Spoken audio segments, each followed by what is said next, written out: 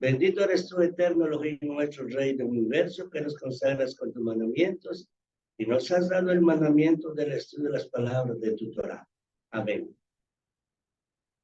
Les decía que hoy vamos a estudiar la sección de Torah que es Kitetse.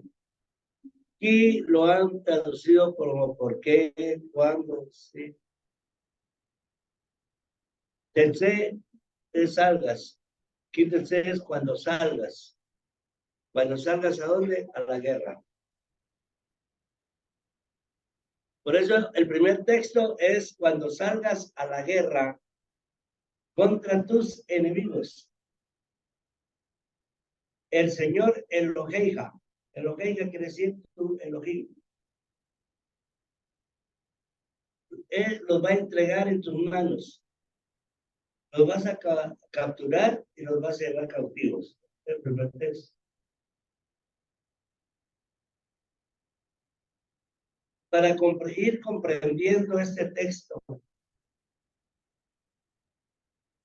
vamos a partir de la premisa. No premisa, es una premisa, pero una premisa real, de que el pueblo de Israel es una nación. Cuando fue entregada la Torá, la Biblia, en el monte Sinaí, el Eterno se le entregó al pueblo de Israel. Por lo tanto, entonces, ubicándonos en ese momento de la historia, las leyes de Torá son leyes de una nación. No son leyes de una religión. Realmente, las religiones han convertido a la Biblia, a nuestra Torá, como un manual religioso para ellos. Pero realmente es un manual de instrucción para una nación. Por eso, en esta parashá Kitetse, los que oyeron a los lectores de Torá, o si usted leyó la sección de Torá en su casa, hay muchas leyes ahí. Está la ley de esclavo hebreo, está la ley de, o sea, pues hay varias leyes que son aplicables dentro de un pueblo, dentro de una nación. Ahora, si se toma este texto, cuando salgas a la guerra contra tus enemigos, de una manera sectaria religiosa, no tendría explicación, no tendría mayor explicación, porque se consideraría una aberración. ¿Cómo es que Hashem le está diciendo cuando sale a la guerra contra tus enemigos? Sin embargo, si lo vemos desde un punto de vista de nación, es fácil comprender cuando salgas a la guerra contra tus enemigos, porque se lo está diciendo a la nación de Israel. Y el Eterno siempre ha cuidado al pueblo de Israel, siempre lo ha cuidado. Y lo ha cuidado no como un pensamiento sectario religioso, sino como una nación que fue apartada para llevar luz a las naciones, que se traduce en enseñarle a las naciones el camino de la luz para que conozcan al verdadero creador de todo lo que existe y que abandonen su idolatría.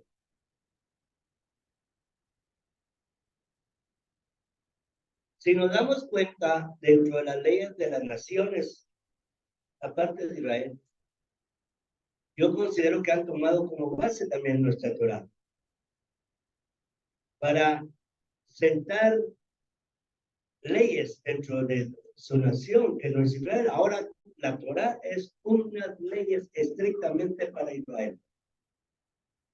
Por eso es de que dentro del judaísmo se han inventado el concepto de los Benei Noah, porque ellos saben de que la ley de la Torá es para el pueblo de Israel. El Eterno la entregó al pueblo de Israel. No la envió para que se hiciera una religión. ¿Sabe qué es lo que sucede? En el tiempo de nuestro Adón Yahshua, nuestro Mesías, cuando él vino, las leyes eran de una nación, no eran de una religión. A raíz de la destrucción del segundo templo con Tito, el general Tito, hijo del emperador Vespasiano, y fue destruido el segundo templo,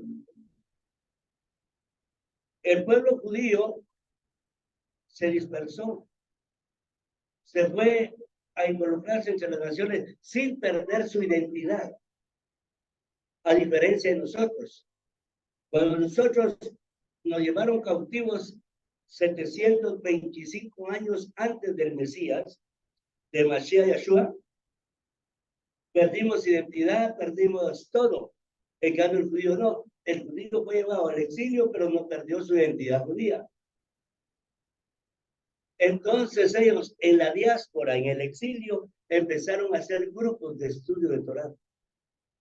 Bueno, a diferencia de la escuela de Yamné, porque hubo una escuela que se llamaba, una región llamada Yamné, que fue una escuela de enseñanza de Torah por el rabino Simón ben Sakai.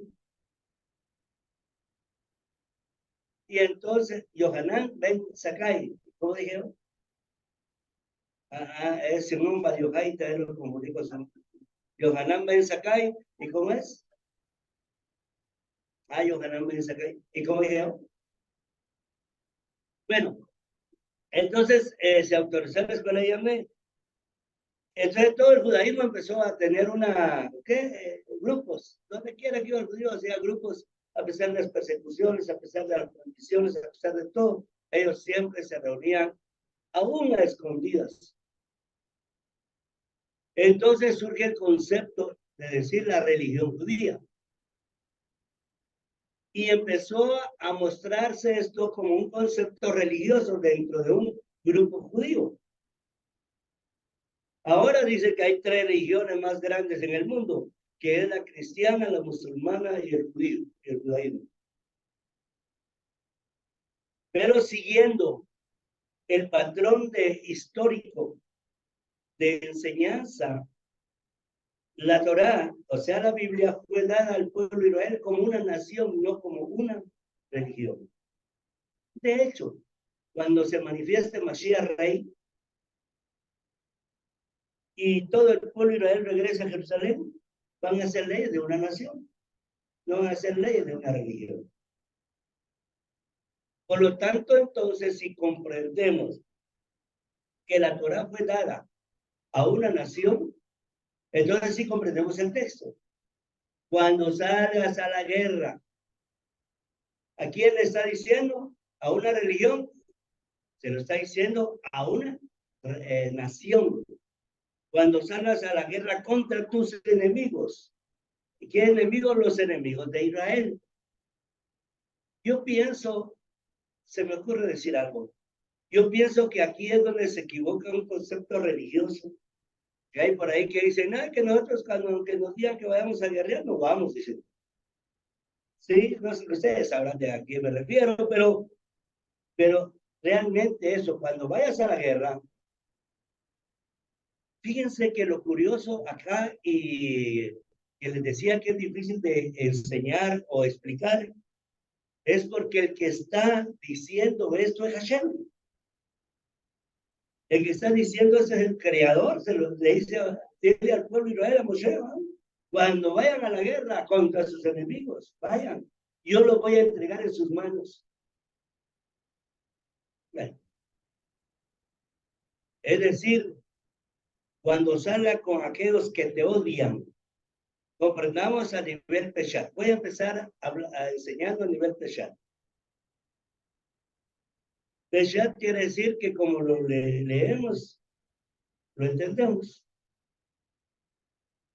¿Quién se considera un enemigo? Hay una enseñanza que yo di hace años. Y yo decía que yo no tengo enemigos. Y parece contradictorio, ¿verdad? Porque la Torá sí habla de enemigos. Pero entonces cuando nuestra Torah dice, cuando salgas a la guerra contra tus enemigos, quiere decir aquellos que te odian, aquellos que desean tu mal, aquellos que desean tu destrucción.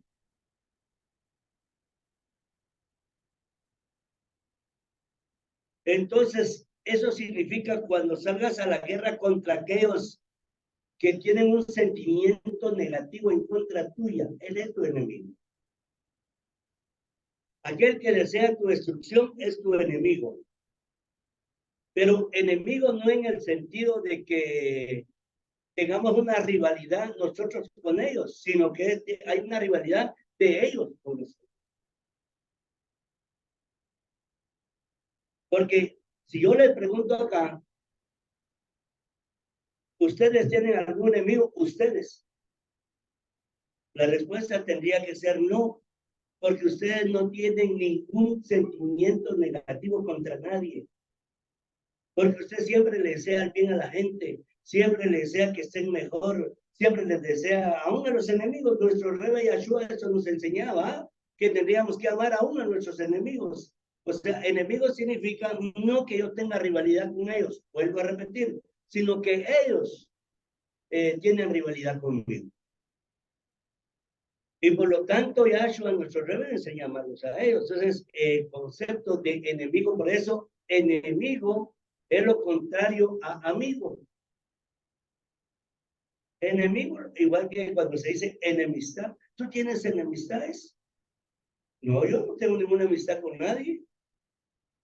Que ellos tengan enemistad conmigo es muy diferente. Entonces, aquellos que aborrecen al pueblo de Israel, cuando salgas a la guerra contra aquellos que te aborrecen, contra aquellos que deseen tu destrucción y yo los entregue en tus manos, ya cambia el panorama, ¿no? Entonces, los enemigos de Israel son aquellos que odian a Israel y desean su mal, aunque los hijos de Israel no odien a nadie ni deseen el mal de nadie. Si lo traducimos al estatus de hoy en día, y diríamos, los enemigos de Israel son los palestinos, ¿sí? Porque los palestinos siempre quieren la destrucción de Israel. Israel y los palestinos podrían considerar como enemigos a Israel. No. ¿Por qué? Porque Israel siempre desea el bien de ellos. Hemos oído de que aún cuando ha habido guerra entre Palestina e Israel, dice que aún los soldados heridos de los palestinos se le dan hospitales a Israel para curarlos. Porque el hijo de Israel no tiene ningún sentimiento negativo contra nadie. En otras palabras, para nosotros todos son nuestros amigos. Pero para ellos sí podemos ser enemigos. O sea, no somos amigos para ellos hacia nosotros, pero de nosotros para ellos sí todos somos amigos. ¿Sí me estoy dando a entender? Entonces yo en lo personal diría, ¿tienes enemigos? Yo no. ¿Por qué? Porque no odio a nadie, no le deseo el mal a nadie, siempre le deseo el bien a todos. Ah, que otros me miren como su enemigo, sí. Quiere decir que no soy amigo de ellos y deseo mi mal. Entonces cuando la Torah dice, cuando salgas a la guerra contra tus enemigos, quiere decir cuando tú vayas a pelear tus derechos, cuando tú vayas a tomar lo que yo te doy y aquellos se opongan y aquellos que quieren tu destrucción, yo los voy a entregar en tus manos. ¿Sabe cómo es esto? Tal vez para que me comprendan que se me ocurre, como cuando dice, dejad que la venganza es mía, dice el Señor. Si ustedes no hagan nada, yo lo voy a hacer por ustedes. Bueno, que sea. ¿Me estoy dando a entender? Si me estoy dando a entender, hagan así. Por lo tanto, entonces, cuando nuestra Torá nos enseña, cuando salgas a la guerra contra tus enemigos, cuando salgas a pelear por tus derechos, cuando salgas para defenderte como una nación contra otras naciones que desean tu destrucción, este es un derecho innegable del pueblo de Israel como nación. Si Israel no defiende la herencia que el Eterno le ha dado, los enemigos ya hubieran destruido a Israel. ¿Cuántos no quieren a Israel? Imperios se han levantado, imperios ya no existen, e Israel sigue existiendo. El imperio que llevó cautivo, por ejemplo, el imperio asirio que llevó cautivo a las 10 tribus, ¿sí? Dejó de ser imperio. El imperio babilónico dejó de ser imperio. El imperio medo-persa dejó de ser imperio. El imperio griego dejó de ser imperio. El imperio romano. El imperio romano todavía sigue. Igual que el imperio griego, pero ya no bajo el concepto de como existía antes físicamente, sino que existe dominando a todos desde un punto de vista filosófico, porque toda la filosofía está en todo. Por eso existen dos sabidurías en el mundo, la sabiduría griega y la sabiduría hebrea.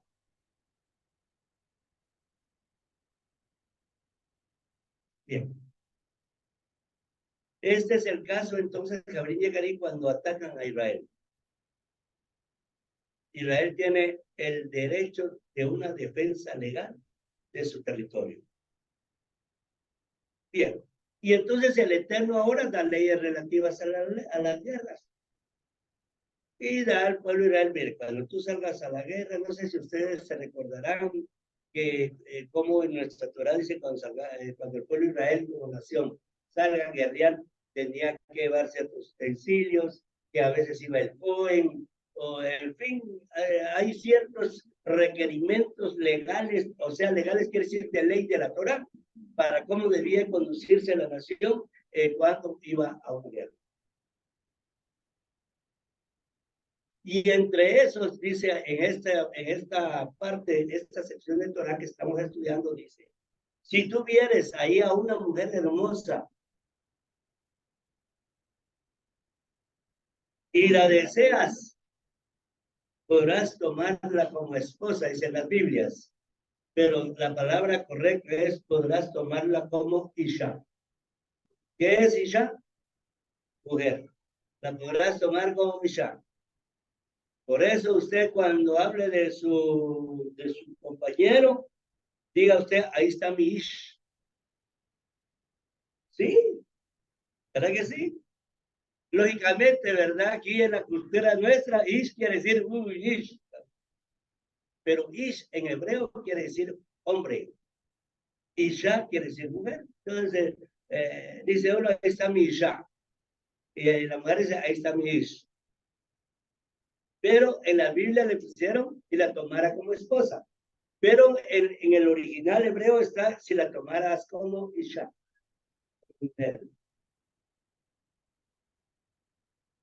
Bien, ¿por qué no decimos esposa nosotros? O esposo o esposa.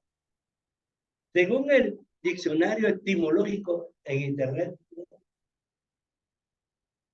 en las Biblias colocaron la palabra esposa, pero la expresión esposa viene considerando lo que es un aro metálico, unidos entre sí, como las esposas de los policías, ¿sí?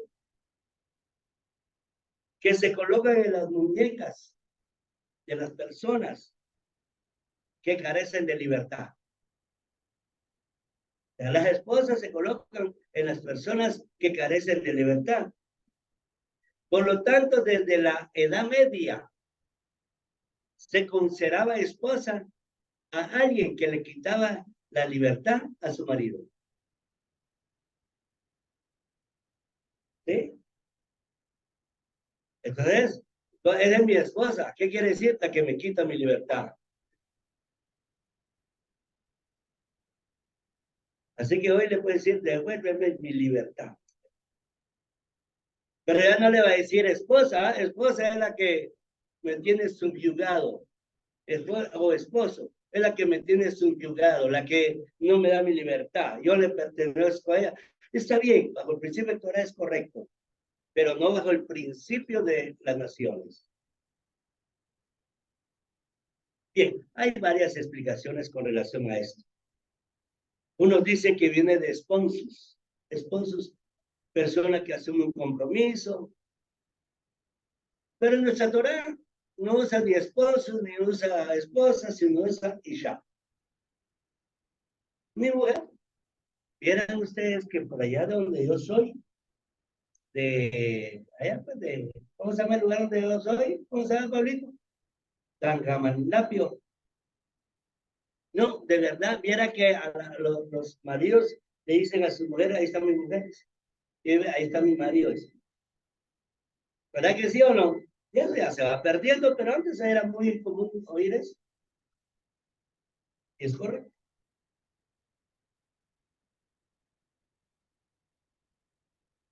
Entonces, hombres ish y mujeres isha. Ese es en un nivel más o menos Peshat explicando el porqué de la guerra.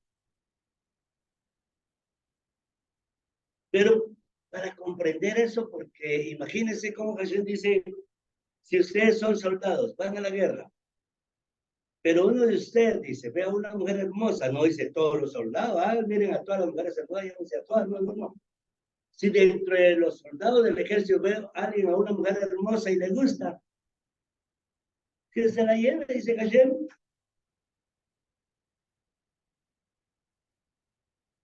Pero vamos a analizar esto a un nivel un poquito más profundo.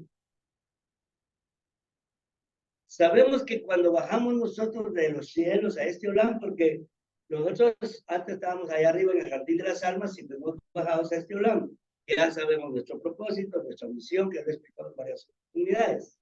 Pero dicen que las almas se parten. Se aparte el lado masculino y el lado femenino. Y uno en este Olam, o sea, ya en este mundo, viene a encontrar su parte femenina, como la mujer, su parte masculina. Al unirse los dos, dice, ya no son más dos, sino que son una sola carne. O sea, es el matrimonio, o sea, lo que es que ya el hombre encontró su, como se dice en términos sermo vulgaris, y encontró su media naranja.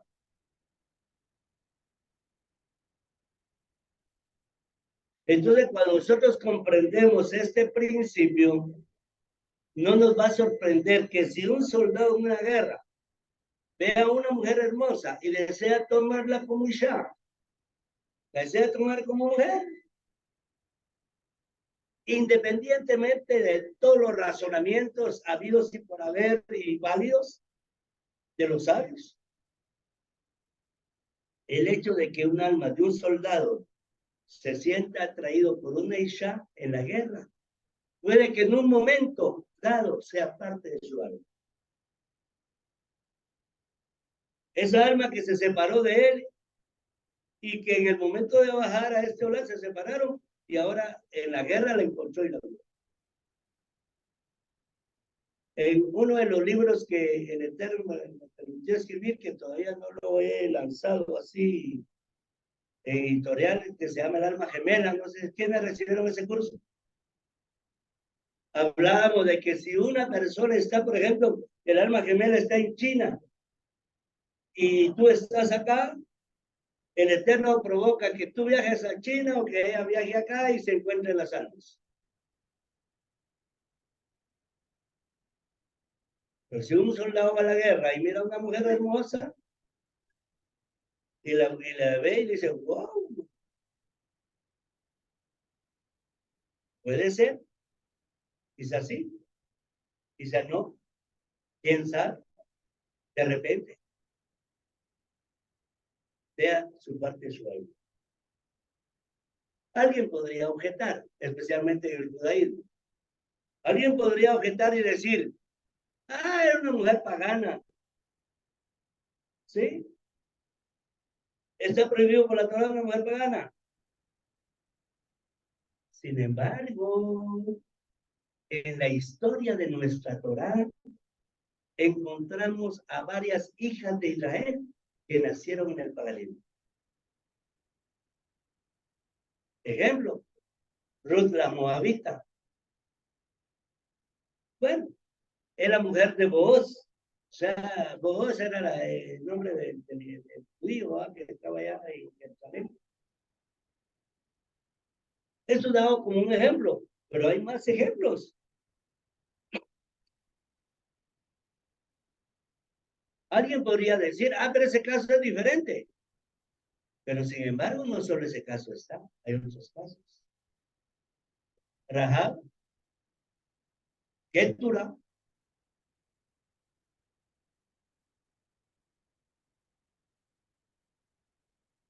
entonces nuestra Torá nos da lineamientos a seguir para saber que realmente sea la isha del soldado. O sea, en la Torá también no te dice, sí, es tu, quizás sea la otra parte de tu alma, llévatela. No, no, no solo así. La Torá te da ciertos lineamientos para ver si esta alma le corresponde realmente al alma del soldado.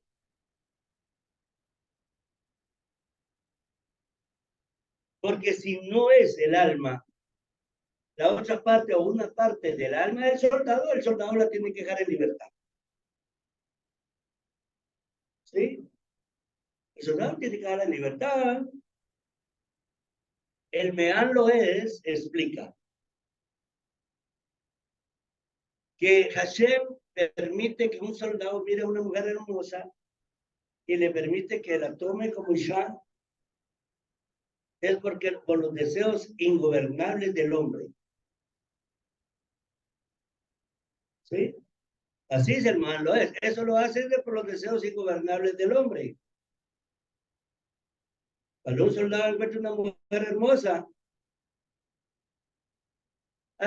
y saben algo que a mí me llamó la atención, que es algo muy bonito. Dice que la mayoría de soldados que iban a la guerra eran sádic, eran justos. Eran hombres justos. Así dicen algunos sabios, o sea, algunos rabinos. Pero yo me pongo a pensar, si eran hombres justos, ¿por qué no podían dominar sus deseos ingobernables?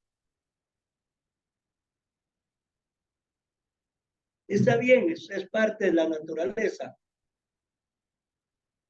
pero se pueden gobernar. Por ejemplo, en los días de ayuno, podemos gobernar nuestro cuerpo para no poder ingerir alimentos. Entonces, si eran hombres sádicos, podían gobernar sus deseos.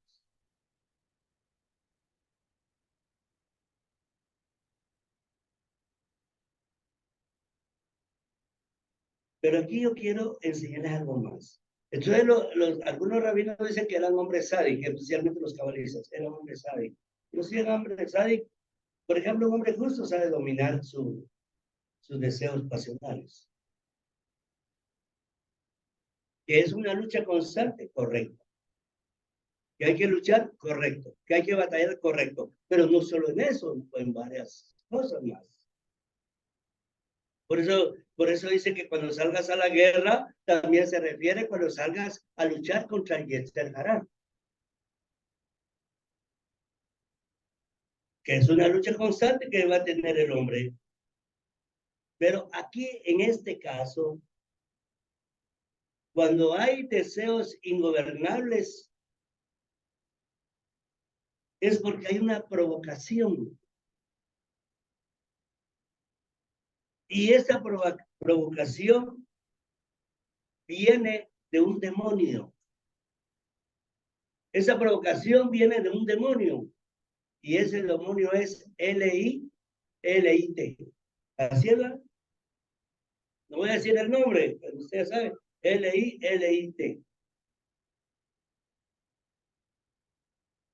Sí, ya captaron qué quise decir con el nombre. L-I-L-I-T. ¿Sí? Entonces viene ese demonio, es el que hace, que provoca que los deseos que están en el hombre basados en el principio sexual sean ingobernables y desordenados. O sea, el que anda haciendo estragos en el mundo es este L-I-L-I-T, ese demonio. Es aquí donde podemos ver cabalísticamente este texto. Cuando salgas a la guerra y veas a una mujer hermosa y la deseas, podrás tomarla como Isha. Pero la podrás tomar, yo estoy enfocando desde un punto de vista legal, justo. Porque si ves a una mujer hermosa, vamos a la guerra, pues vamos a la guerra. Y allá tú, uno de ustedes, ve a una mujer hermosa, ah, me gusta, ¿verdad? ¿Por qué no le gustó a los demás? ¿Por qué solo a ti? Porque quisiera la otra parte, una parte de ti, que vas a ir a tomar de las naciones. Y lógicamente, esta persona, si es una persona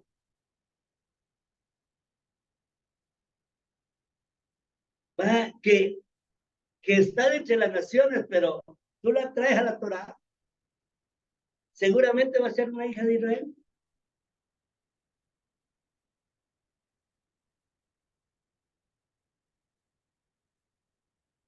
Pero después lo voy a seguir explicando lo de LIT.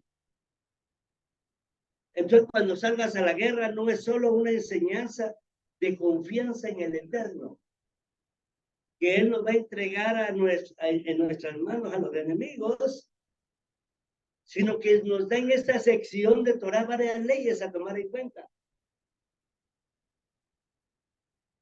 Y una de estas leyes es que tenemos que tener el cuidado de no entregarnos sentimentalmente a ninguna mujer que no sea israelita.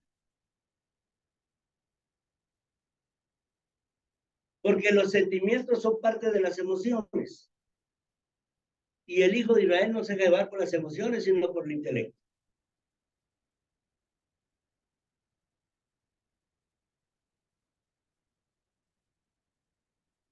¿Es que yo lo quiero? No. ¿Es que yo la quiero? No. ¿Te conviene o no te conviene? Eso es un hijo de Israel.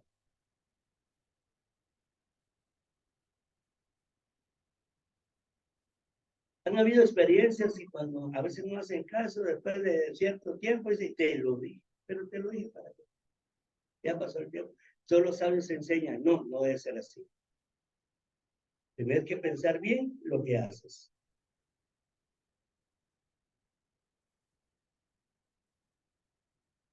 Entonces eso nos enseña, dicen los sabios, que tenemos que afrontar la belleza de una mujer. Y no caer como cayeron los ángeles, que dejando su condición de ángeles se metieron con la mujer de los otros. Bueno, ese es un paréntesis.